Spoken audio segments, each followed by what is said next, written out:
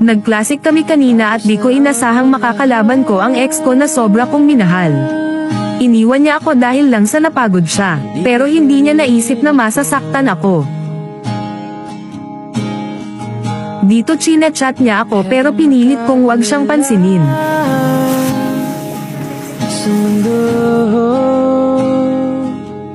Sa mundo,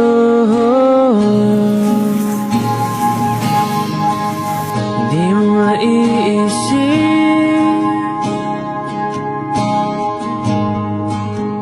di mo makita. At tinarget lock na nga niya ako. Mga pangarap ko para sa'yo, para sa'yo.